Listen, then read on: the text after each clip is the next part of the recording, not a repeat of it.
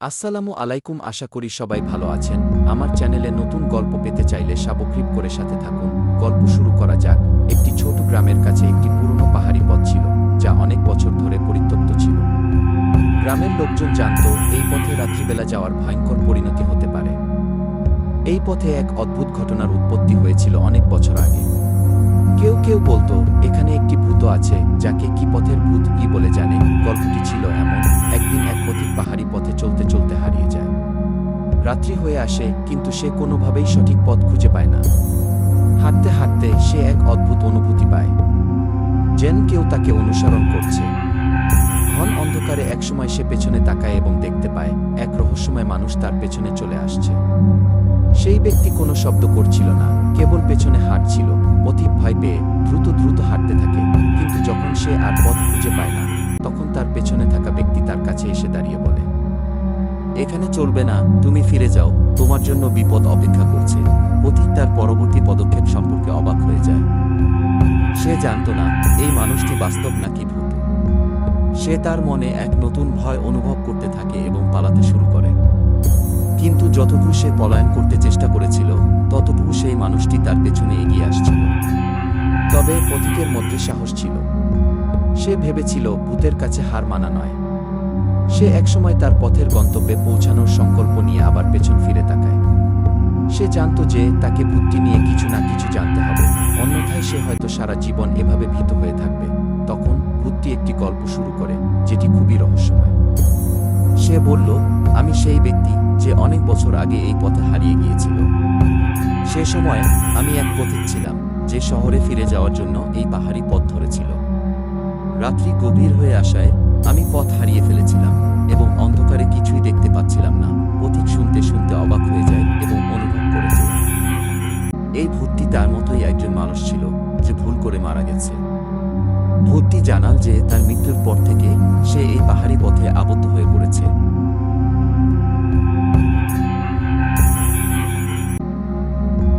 ভূতটি যে মহাবিপদে পড়েছে সেটি ছিল এমন যে সে পুনরায় জীবনে ফিরতে চায়, কিন্তু তার মৃত্যুর কারণই ছিল এমন যে সে পৃথিবীতে কিছু অসম্পূর্ণ কাজ রেখে গেছে।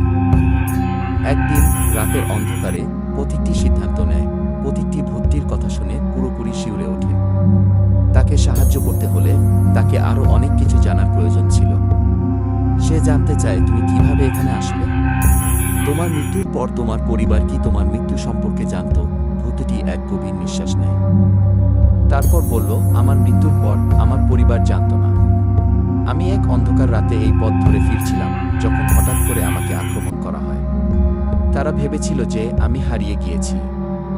সেই মুহূর্তে আমি জানতাম না যে আমার নিজের পরিণতি আসন্ন। মৃত্যুর পর আমার আত্মা স্বস্তি পায়নি। আমি জানি না কেন আমাকে এমন মৃত্যুর শিকার হতে হলো। কেননা কেউ আমার মৃত্যু সম্পর্কে জানল না। পথিক চুপ করে ভাবতে থাকে।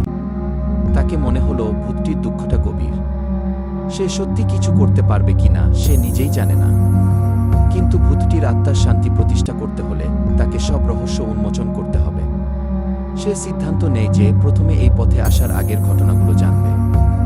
পথিক ভূতটির অতীত অনুসন্ধানে নেমে পড়ে। সে জানতে পারে ভূতটি ছিল এক সময়ের এক সফল ব্যবসায়ী, যার নাম ছিল রুস্তম আলী। তিনি স্থানীয় শহরের বাইরে একটি বিশাল ব্যবসা চালাতেন, কিন্তু তার স্বপ্ন ছিল পাহাড়ি অঞ্চলটি দেখতে যাওয়ার। তবে সে রাতে যে অঘটন ঘটেছিল তা ছিল এক ভয়ানক দুর্ঘটনা। রুস্তম আলী নিজের ব্যবসার কাজে একদিন এই পাহাড়ি পথে যাচ্ছিলেন। তিনি গাড়িতে ছিলেন এবং গন্তব্যে পৌঁছানোর জন্য মরিয়া হয়ে উঠেছিলেন। কিন্তু তেমন কোনো সতর্কতা না নিয়ে চলার কারণে গাড়িটি নিয়ন্ত্রণ হারিয়ে পাহাড়ের গভীরে পড়ে যায়। রুস্তম আলী আহত অবস্থায় গাছের তলায় পড়েছিলেন। কেউ তাকে সাহায্য করতে এগিয়ে আসেনি, কারণ সন্ধ্যার পরে ওই পথে কোনো যাত্রী চলাচল করত না। আর রাতের অন্ধকারে দুর্ঘটনা ঘটে। রুস্তম আলী মৃত্যুর আগেও তার পরিবারের কাছে যেতে চেয়েছিলেন, কিন্তু দুর্ভাগ্যবশত তার কোনো সহায়তা পাওয়া যায়নি। তার মৃত্যু ছিল এক অপূর্ব দুঃখের ঘটনা, কারণ তার পরিবারের কেউ তার মৃত্যুর খবর জানতে পারেনি এবং তাকে সঠিকভাবে শেষকৃত্য দেওয়া হয়নি। তার আত্মা অশান্ত হয়ে ফিরে আসে এই পথের ভূত হিসেবে। পথিক রুস্তম আলীর দুঃখের ইতিহাস শুনে অত্যন্ত দুঃখিত হয়। সে বুঝতে পারে ভূতটির শান্তি প্রতিষ্ঠা করতে হলে তাকে রুস্তম আলীর পরিবারকে খুঁজে বের করতে হবে। তার মৃত্যুর পরেও তার পরিবার নিশ্চয়ই কোথাও আছেই। সে সিদ্ধান্ত নেয় যে যত দূরেই যেতে হবে সে রুস্তম আলীর পরিবারের সন্ধান করবে। পথিক সেই রাতেই গ্রামের অন্যান্য মানুষের কাছে তথ্য সংগ্রহ শুরু করে। অনেক খোঁজাখুঁজির পর সে জানতে পারে যে রুস্তম আলীর পরিবার অনেক আগে এই শহর ছেড়ে অন্য একটি শহরে চলে গেছে। পরিবারটি এখন একটি ছোট গ্রামে বসবাস করছে। এই তথ্য পেয়ে পথিক রুস্তম আলীর পরিবারের উদ্দেশ্যে রওনা দেয়। এক সপ্তাহ পর পথিক সেই ছোট গ্রামে পৌঁছায়। গ্রামটির লোকেরা জানায় রুস্তম আলীর স্ত্রী এবং সন্তানরা সেখানে বসবাস করছেন। তার স্ত্রী মেহনাজ বেগম একদম একা হয়ে গিয়েছিলেন রুস্তম আলীর মৃত্যুর পর, কারণ তার স্বামীর মৃত্যু সম্পর্কে কোনো তথ্য ছিল না। পথিক মেহনাজ বেগমের সাথে সাক্ষাৎ করতে যায় এবং তাকে রুস্তম আলীর মৃত্যুর খবর জানায়। মেহনাজ বেগম শুরুতে কিছুটা অবাক হন, কিন্তু পরে বুঝতে পারেন যে সত্যি রুস্তম আলী তার কাছে ফিরে এসেছে।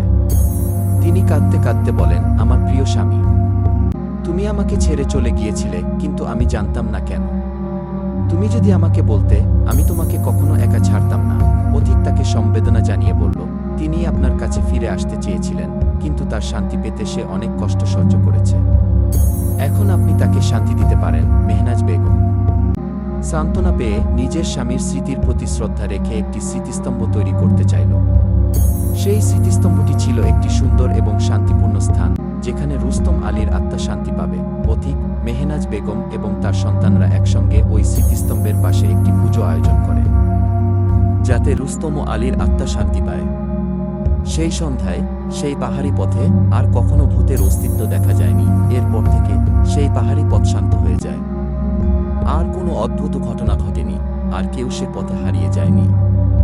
রুস্তম আলীর আত্মা শান্তি পায় এবং তার পরিবারের কাছেও শান্তির স্নিগ্ধ অনুভূতি ফিরে আসে। পথিকটি নিজের লক্ষ্য অর্জন করেছে, ভূতের কষ্টের অবসান এবং তার আত্মার মুক্তি। এভাবেই পথের ভূত নামক এই ভূতের গল্পটি শেষ হয়, যেখানে সাহস এবং সহানুভূতির মাধ্যমে একজন মানুষের অমীমাংসিত দুঃখ